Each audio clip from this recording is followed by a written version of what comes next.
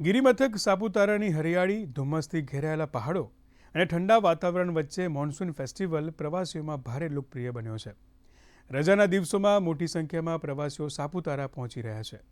આ ફેસ્ટિવલમાં ખાસ સખી મંડળના ફૂડ સ્ટોલ પર 5 ધાન્યના પુડલા, અડદની દાળ, નાગલીના રોટલા અને ચટણી સહિતની ડાંગની પરંપરાગત વાનગીઓ પ્રવાસીઓ માટે આકર્ષણનું કેન્દ્ર બની છે. ત્યારે ઝરમર વરસાદ અને ધુમ્મસભર્યા વાતાવરણ વચ્ચે પ્રવાસીઓ આદિવાસી ભોજનનો અનોખો સ્વાદ માણી રહ્યા છે.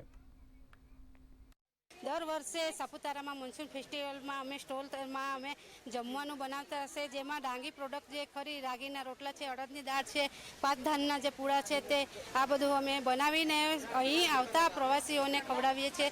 જેવી સાપુતારામાં ઘણા એવા પ્રવાસીઓ આવેલા છે, જેમાં અમે આ રસોડું લઈને ઊભા છીએ. તેમાં અમારું ખૂબ જ એવું વેચાણ થયેલું છે. તેમજ અમે બધાનો ખૂબ આભાર માનીએ છીએ. સાપુતારા જે હિલ સ્ટેશન છે, એ હિલ સ્ટેશન ફરવાની એટલી મજા આવી છે અને અહીંનું વાતાવરણ બહુ જ ફાઇન છે.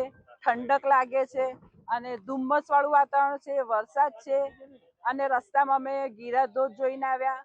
રસ્તામાં કુદરતી ઝરણા જે પડતા હતા એ બી જોઈને મજા આવી ગઈ અને ખરેખર એમ થાય કે કુદરત આગળ તો કશું જ નથી. અહીં અત્યારે બહુ જ મસ્ત વેધર છે, સારો એવો વરસાદ પડે છે, ફોગી વાતાવરણ છે. અમે આજે સનસેટ પોઈન્ટ જોયો, ટેબલ પોઈન્ટ જોયો અને વોટરફોલ્સ ઘણા બધા જોયા રસ્તામાં. અને અહીંયા અમે સ્પેશિયલી ડાંગી ફૂડ ટ્રાય કર્યું છે. અમે 5 ધાનના પુડલા અને તેમાં સ્પેશિયલ ચટણી ટ્રાય કરી છે, જે બહુ જ મસ્ત હતી.